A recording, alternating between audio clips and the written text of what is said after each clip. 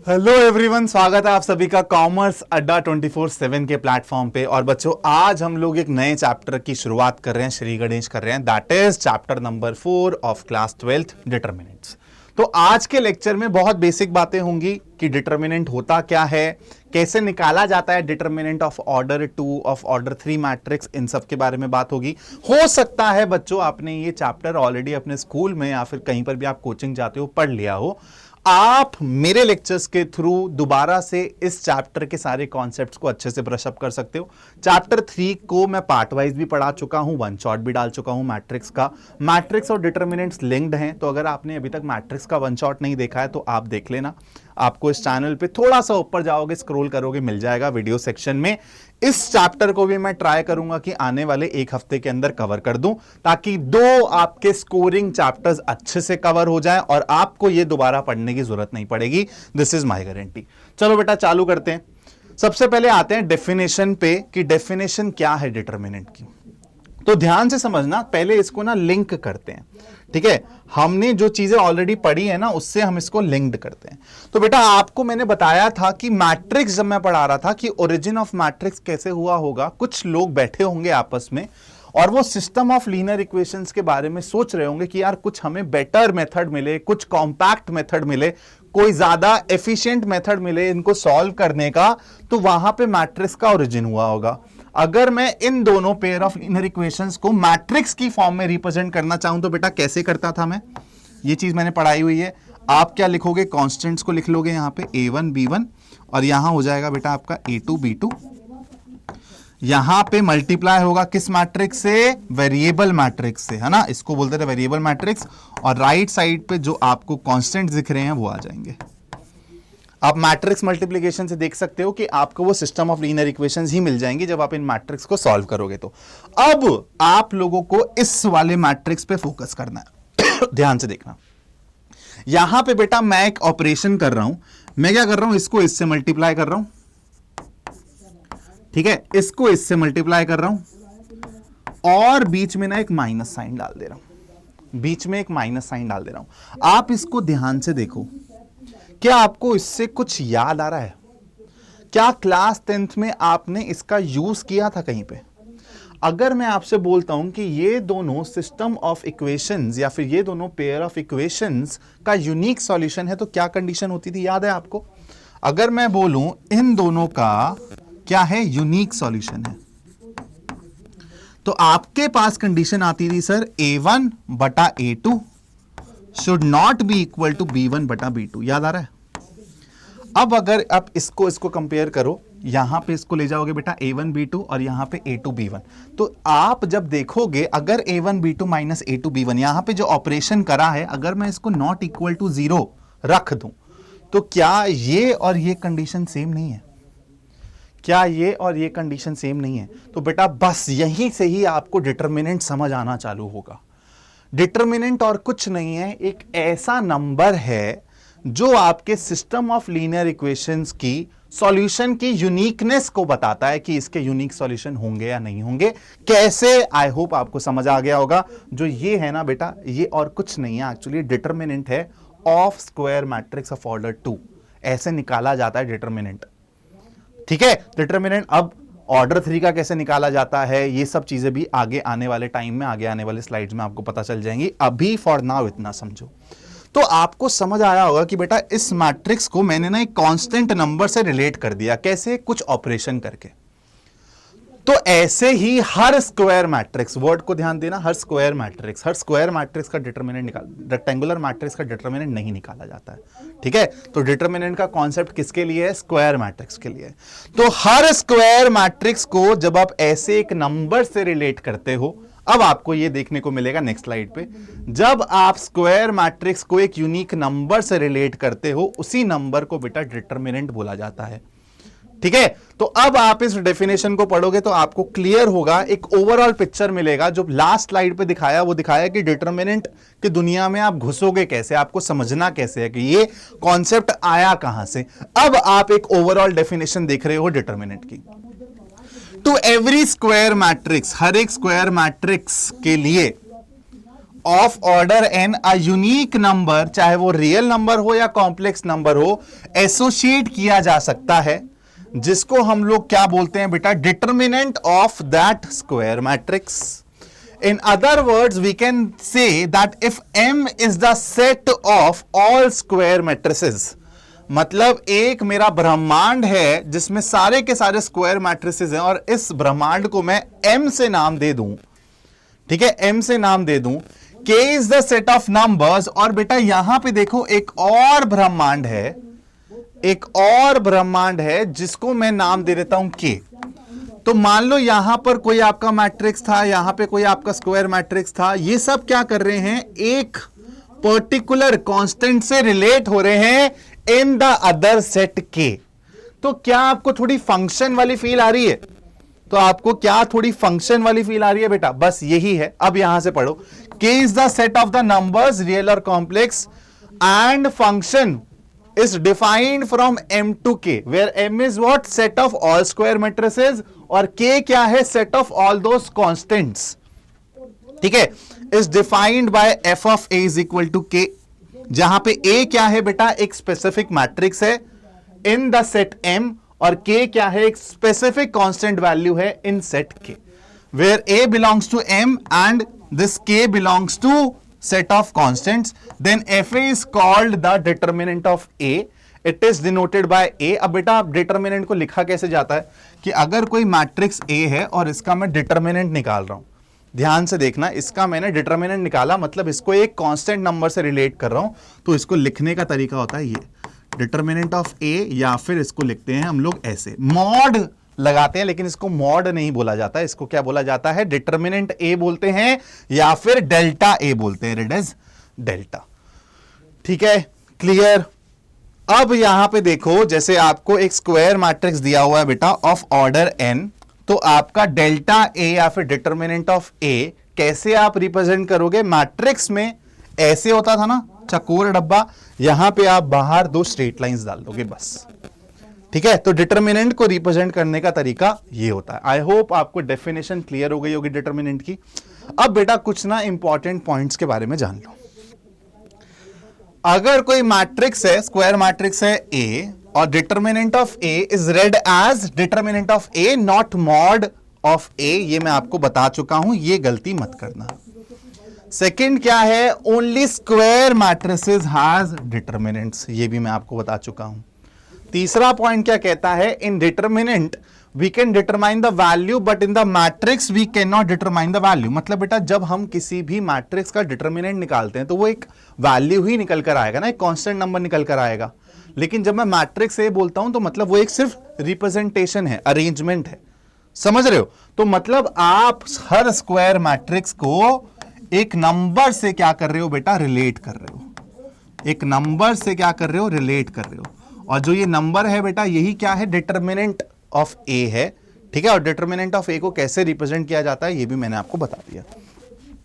Here we will study about, बेटा हमको अभी सिर्फ और सिर्फ ऑर्डर 3 स्क्वायर मैट्रिसेस के डिटर्मिनेंट्स तक ही पढ़ना है. ये चीज आपके 4th पॉइंट में लिखी हुई है. चलो थोड़ा सा और आगे बढ़ते हैं, जानते हैं अब यार डिटर्मिनेंट निकालते कैसे हैं of matrices of different order. तो भैया जी सबसे पहले चालू करते हैं 1 ऑर्डर पे, है ना, ऑर्डर 1 वाले स्क्वायर मैट्रिक्स पे. तो आपको पता है मैं ऐसे लिख दूं कोई सा भी, अगर मैं स्क्वायर मैट्रिक्स लिखना चाहता हूं ऑर्डर 1 का, तो चलो एक काम करते हैं, क्या ये एक 1 by 1 स्क्वायर मैट्रिक्स है? तो इसका डिटर्मिनेंट क्या है बेटा? यही जो नंबर है ना, यही इसका डिटर्मिनेंट है. तो मतलब अगर मैं आपसे पूछूं डिटर्मिनेंट ऑफ A क्या है, that is nothing but the element that is present here itself. अब यही लिखा हुआ है कि अगर आपका एक मैट्रिक्स है जो ऐसे रिप्रेजेंट हो रहा है, be the matrix of order 1, the determinant of A is defined to be equal to the element present there that is A. ठीक है, तो अगर मैं आपको पूछूं एक मैट्रिक्स है मेरे पास of order 1 which is represented as -7, what is determinant of A? तो आप क्या बोलोगे? It is equal to -7. ठीक है, कहानी क्लियर, बहुत इजी है, सब बहुत इजी है. अब आते हैं कि भाई ऑफ ऑर्डर 2 डिटर्मिनेंट कैसे निकाला जाता है of square matrix of order 2. तो ये चीज मैं आपको ऑलरेडी पहले स्लाइड पे बता चुका हूं, जो ऑपरेशन किया था ना मैंने, वही देखना यहां पर करेंगे। तो अगर मैं आपको बोल दूं कि बेटा एक स्क्वायर मैट्रिक्स है जो मैंने ऐसे रिप्रेजेंट कर लिया, इसका अब मेरे को क्या निकालना है, डिटरमिनेंट निकालना है।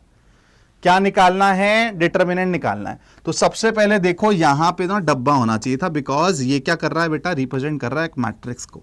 तो अगर मैं आपको बोल दूं कि एक स्क्वायर मैट्रिक्स है ऑफ ऑर्डर 2, जहां पे मेरे को एलिमेंट्स दिख रहे हैं ऐसे A11, A12, A21, A22।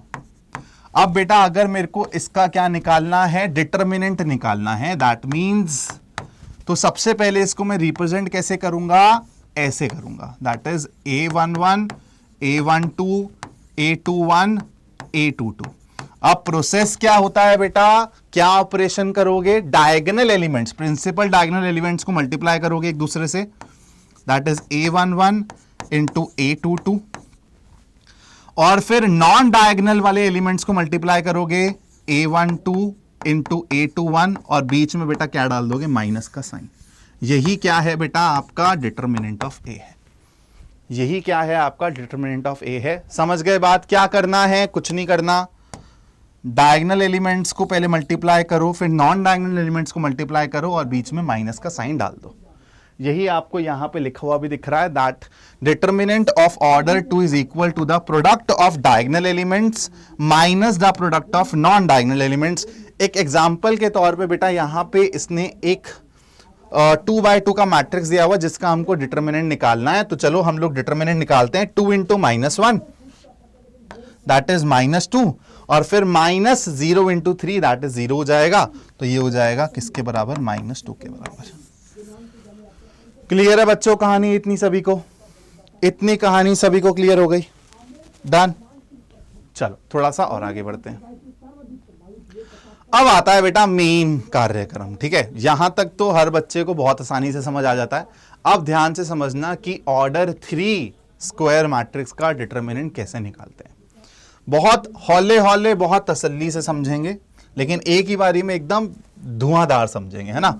तो मैट्रिक्स ऑफ ऑर्डर 3, तो सबसे पहले देखो यार कि अगर आप किसी मैट्रिक्स को लिखते हो जो कि आपका ऑर्डर 3 का स्क्वायर मैट्रिक्स, तो आप लिखोगे कैसे, A11, A12, A13, A21, A22, A23, A31, A32, A33।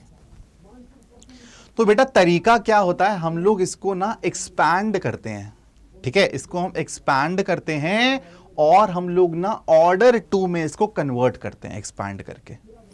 अब जो ये एक्सपेंशन है ना बेटा, वो एक्सपेंशन होती कैसे है, या तो रो वाइज हो सकती है या तो कॉलम वाइज हो सकती है। क्या बोला मैंने, मैट्रिक्स निकालना है, डिटरमिनेंट निकालना है अगर आपको ऑर्डर 3 मैट्रिक्स का, कैसे निकालते हैं, bye expressing it in terms of second order determinants. जो आपने पीछे सीखा ना उसका ही यूज करने वाले हैं। सबसे पहले हम लोग इसको एक्सपैंड करते हैं, चाहे वो रोज के अलोंग करें या फिर कॉलम के अलोंग करें, और फिर ये कन्वर्ट हो जाता है सेकंड ऑर्डर एलिमेंट्स में। सेकंड ऑर्डर एलिमेंट्स को हमको निकालना आता है। तो ये प्रोसेस हम लोग फॉलो करते हैं जब हमको डिटरमिनेंट निकालना होता है of matrix of order 3। This is known as expansion of determinant along a row और अ कॉलम। अब बेटा आपको पता है अगर आपका एक 3x3 का मैट्रिक्स है तो कितनी रो है और कितनी कॉलम है, 3 रो है 3 कॉलम है। तो या तो वो 3 रो के अलोंग एक्सपेंड हो सकता है या तो 3 कॉलम के अलोंग एक्सपेंड हो सकता है। तो मतलब टोटल 6 तरीके से वो एक्सपैंड किया जा सकता है, और 6 के 6 तरीकों से वैल्यू सेम निकलेगी। ये आप थोड़ा समझ लेना, ठीक है, बहुत बेसिक सी चीज है। ऑब्वियस ही बात है, अगर एक चीज आपको बता रही है कि आप इसके डिटरमिनेंट को 6 तरीके से निकाल सकते हो, तो भाई 6 के 6 तरीके से आंसर तो सेम ही आएगा ना, हमेशा अलग अलग थोड़ा ना आंसर आएगा। क्लियर है इतनी कहानी। अब बेटा कैसे हम लोग एक्सप्रेस करते हैं इसको सेकंड ऑर्डर डिटरमिनेंट्स में, कैसे एक्सपैंड करते हैं, वो चीज आप जानना इस एग्जाम्पल के थ्रू। यहां पे आपको एक 3x3 का मैट्रिक्स दिख रहा है और मैंने ऑलरेडी उस पर डिटरमिनेंट लगा दिया है, मतलब हमें इसका डिटरमिनेंट निकालना है। तो मैं आपको दिखा रहा हूं कि फर्स्ट रो के अलोंग मैं इसको एक्सपैंड करूंगा। तो बेटा फर्स्ट रो क्या है मेरी, फर्स्ट रो है ये वाली, देखो, ठीक है। तो इन एलिमेंट्स को एकदम प्रधान बना दिया जाएगा। क्या कर दिया जाएगा बेटा? प्रधान बना दिया जाएगा। तो सबसे पहले आपको क्या करना है, रो में जो पहले नंबर पे है उसको निकाल लो। ठीक है, उसको निकाल लो।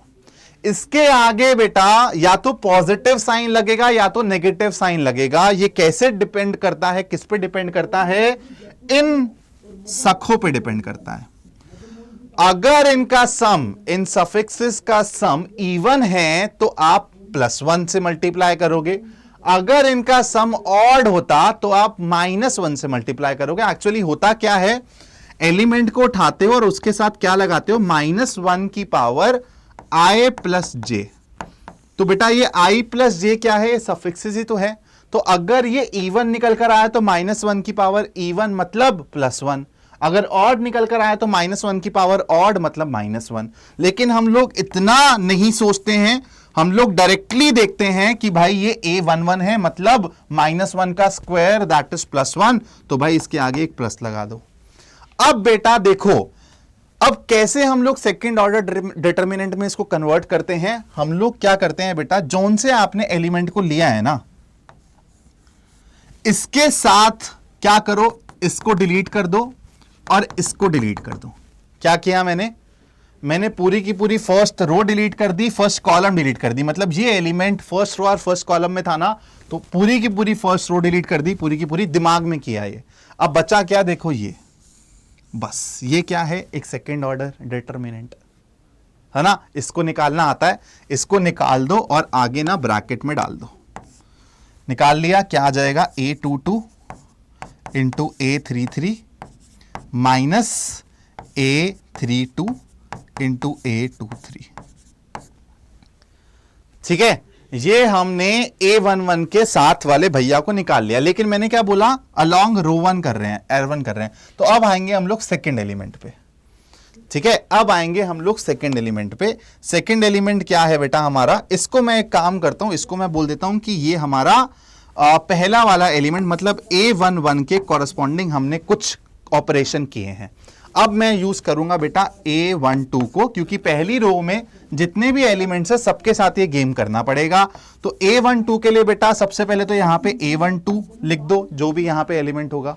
अब प्लस और माइनस कैसे डिसाइड करेंगे? इसके नीचे जो दिख रहे हैं 1 + 2 क्या होता है? ऑड होता है। तो यहां पर क्या आएगा बेटा? -1, दैट इज माइनस का साइन।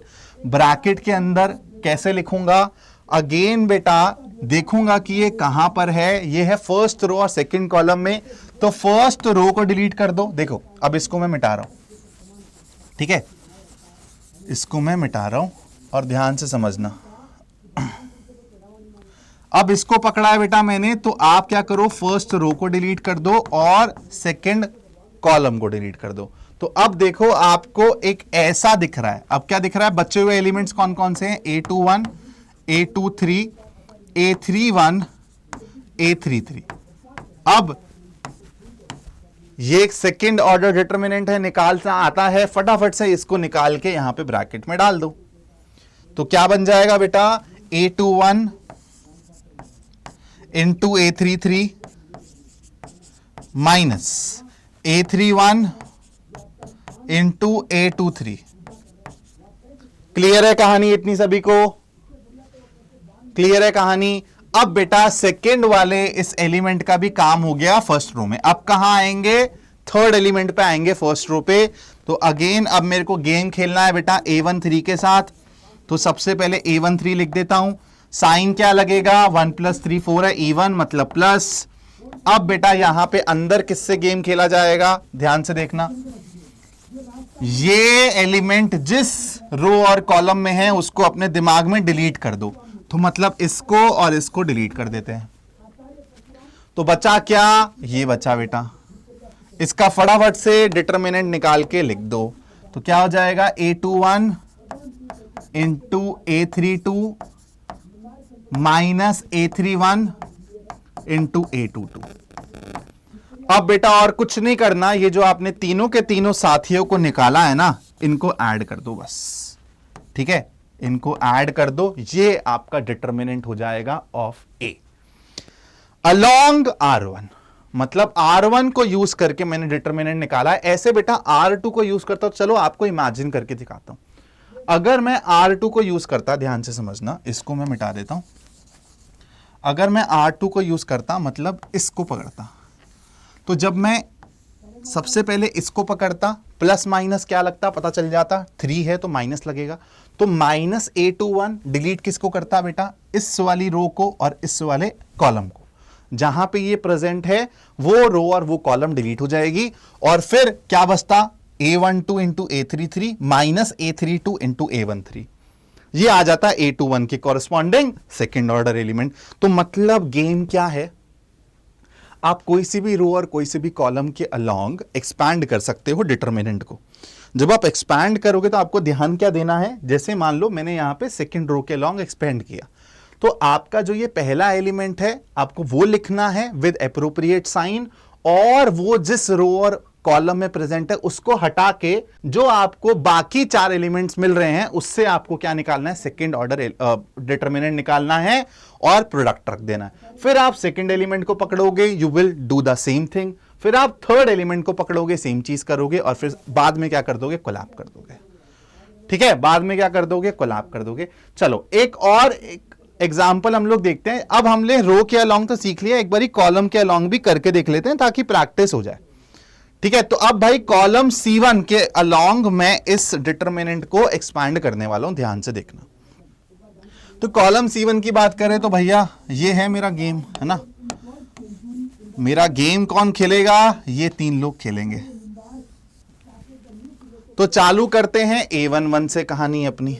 ठीक है, तो A11 से चालू करी मैंने कहानी। A11 के आगे क्या लगेगा बेटा, प्लस ही लगेगा क्योंकि E1 है। अब देखो अंदर ब्रैकेट में क्या आएगा बेटा, ब्रैकेट में आप देखोगे कि ये कौन सी रो में है, कौन से कॉलम में है, उसको हटा दोगे तो बचेगा क्या, A22 into A33 minus A32 into A23। ठीक है, फिर अब क्या लगाएंगे बेटा, प्लस का साइन। अब आ जाओ इस वाले के पास।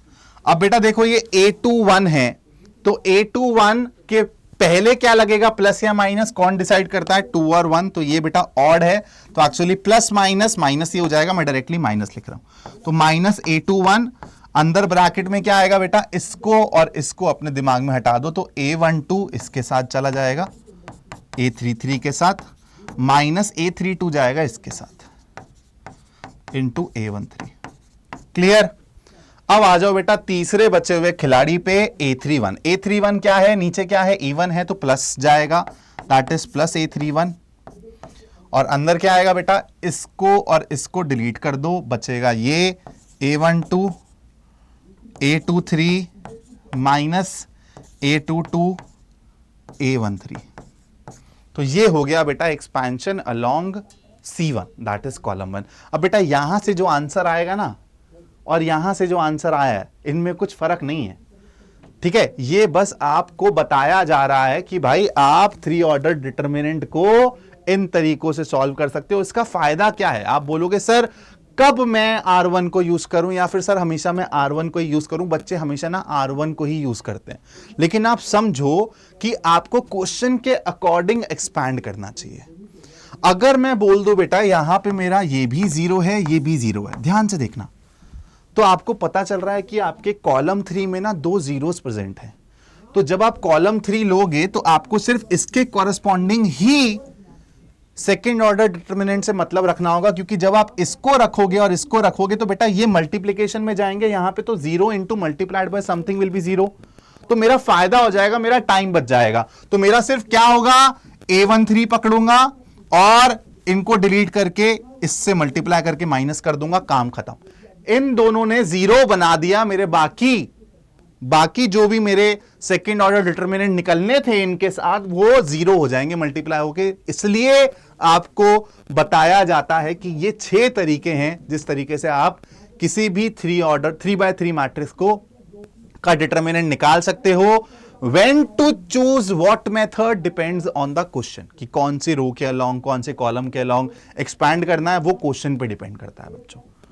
ठीक है, चलो मैं शायद कुछ क्वेश्चंस भी लेकर आया हूं। उससे पहले बेटा आप लोगों को कुछ इंपॉर्टेंट बातें जो मैंने अभी तक पढ़ाई हैं वही यहां पर लिखी हुई हैं, एक बार रिवाइज कर लेते हैं।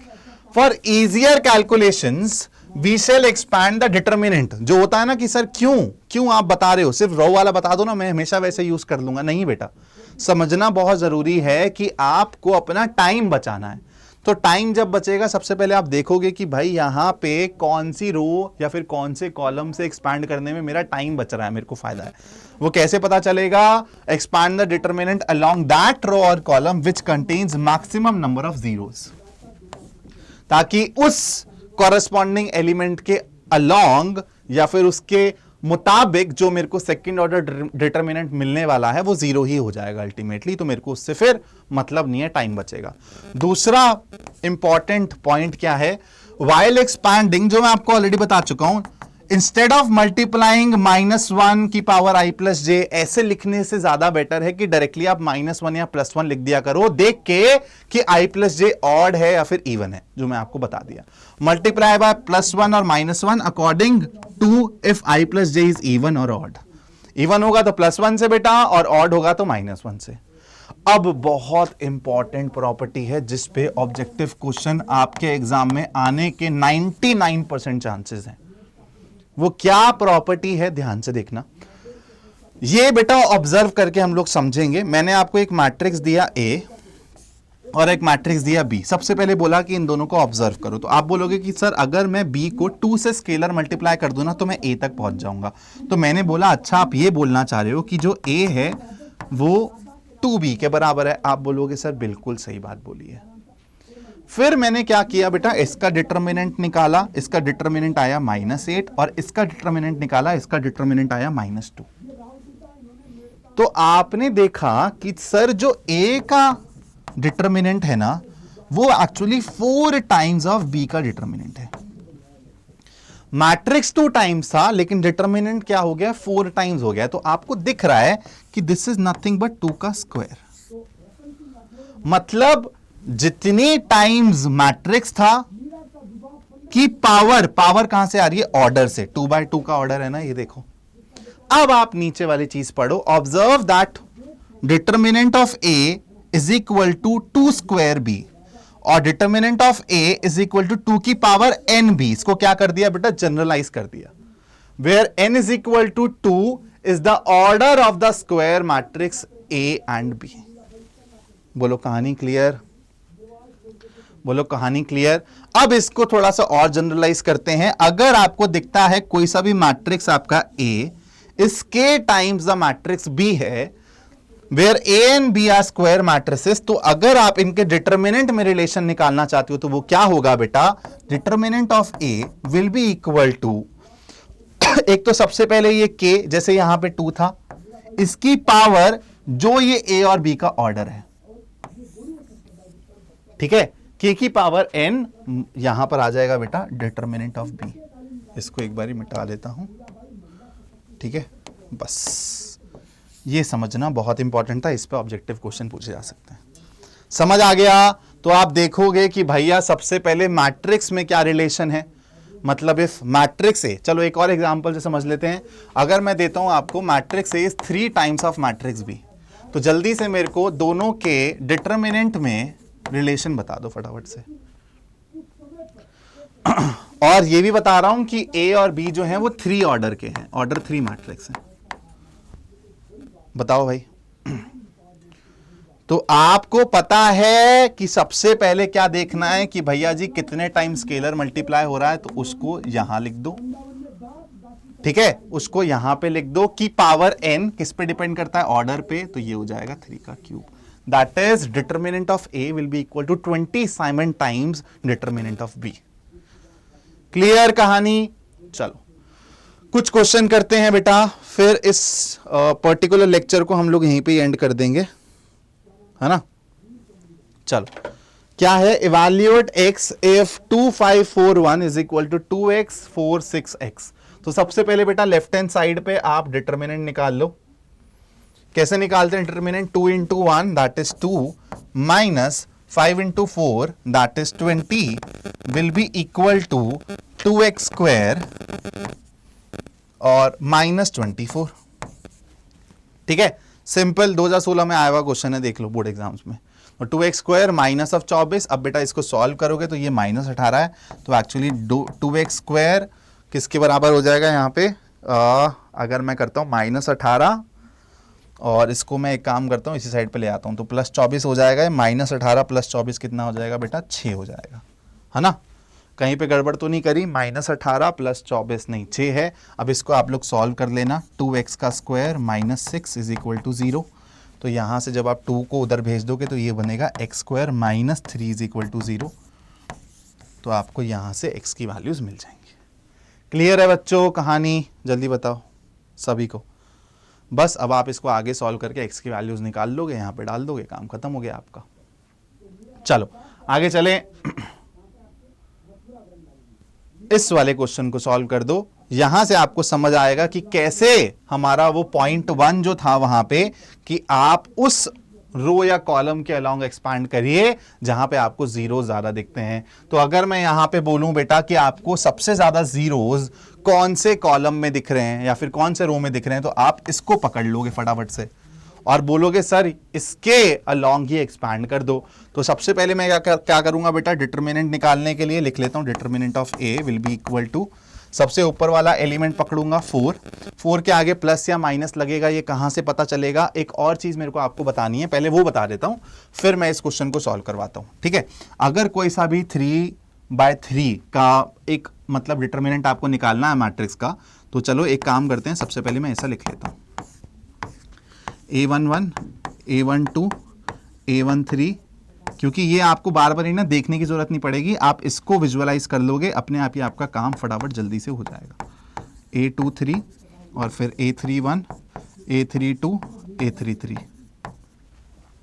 बेटा देखो क्या साइन कन्वेंशन रहती है, प्लस माइनस प्लस। अगर इनके अलोंग खोलोगे तो इसको प्लस के साथ, इसको माइनस के साथ, इसको प्लस के साथ। अगर इनके अलोंग खोलोगे तो क्या आएगा बेटा, यहां पे माइनस, यहां पे प्लस, यहां पे माइनस। देखो चेंज हो गया, plus minus plus, minus plus minus, again change हो जाएगा, यहां पे प्लस, यहां पे माइनस, यहां पे प्लस। ठीक है, तो ये साइन कन्वेंशन आप अगर अपने दिमाग में रखते हो तो आपको बार बार ही सोचने की जरूरत नहीं पड़ेगी। ठीक है, अब मैं इसको एक्सपैंड कर रहा हूं, यहां पे कर रहा हूं, तो मेरा डिटरमिनेंट ऑफ ए क्या हो जाएगा बेटा, 4। अब 4 कहां है, प्लस माइनस प्लस मतलब +4 आएगा, और अंदर ब्रैकेट में क्या जाएगा बेटा, इसको और इसको एलिमिनेट कर दो, -1 × 1 दैट इज -1, और फिर -4 × 3 दैट इज -12। अब बेटा यहां पे क्या आएगा बताओ, प्लस माइनस प्लस था तो यहां पर हो जाएगा माइनस प्लस माइनस। अब -0 हो कुछ भी हो, यहां पर जो पर भी आएगा बेटा खत्म हो जाएगा। अगेन यहां पर +0 के साथ जो भी आएगा बेटा सेकंड ऑर्डर डिटरमिनेंट खत्म हो जाएगा, मेरे को मतलब ही नहीं है उससे। तो ये चीज तो मेरे लिए 0 ही हो गई है, तो मेरे को मतलब सिर्फ इससे है। मेरा आंसर क्या आएगा बेटा, 4 × -13 दैट इज -52, खत्म। ठीक है, बोलो क्लियर। चलो लेट मी सी, अगर एक और क्वेश्चन बचा है तो चलो इस वाले क्वेश्चन को भी कर लेते हैं, फिर आपके इस लेक्चर को यहीं पे एंड कर देंगे। आई होप आपको डिटरमिनेंट्स का बेसिक समझ आ गया होगा आज। ठीक है, इसका अगर हमको बेटा डेल्टा निकालना है, डेल्टा मतलब डिटरमिनेंट, ठीक है, निकालना है, तो अब देखते हैं, विजुअलाइज करते हैं कि सर अगर रो 1 में खोलूंगा तो 1 0 है मेरे पास, रो 2 में खोलूंगा तो भी 1 0 है, रो 3 से खोलूंगा तो भी 1 0 है, कॉलम वाइज भी देखो 1 1 0 है, तो मतलब यहां पे सारे के सारे मेथड इक्विवेलेंट्स हैं। तो एक काम करते हैं यार, रो 1 के अलोंग एक्सपैंड कर देते हैं, इसको तवज्जो नहीं दूंगा क्योंकि इसके रिलेटेड जो भी सेकंड ऑर्डर डिटरमिनेंट निकलेगा वो 0 ही हो जाएगा, तो उसको हटा देते हैं, साइन अल्फा से चालू करते हैं। ठीक है, तो mod of A will be equal to, mod नहीं, determinant of A will be equal to, सबसे पहले आप साइन अल्फा लोगे, साइन अल्फा के साथ बेटा क्या लगेगा, प्लस माइनस प्लस। ठीक है, याद रखना, ऐसे याद रखोगे तो जल्दी जल्दी हो जाएगा। फिर अंदर क्या आएगा बेटा, इसको और इसको एलिमिनेट कर दो, माइनस साइन अल्फा, और फिर माइनस, ये हो गया minus sine alpha, minus of cos alpha into sine beta. ठीक है, इतना समझ आ गया। साइन अल्फा के साथ माइनस साइन क्यों लगाया, क्योंकि ये क्या है बेटा, जल्दी बताओ, 1 2 1 + 2 3 ऑड है, तो मतलब यहां पे हम लोग क्या लगाएंगे, -1 लगाएंगे, ऑड के साथ -1, इवन के साथ +1, और फिर इनको डिलीट कर दिया, minus sine alpha minus cos alpha sine beta.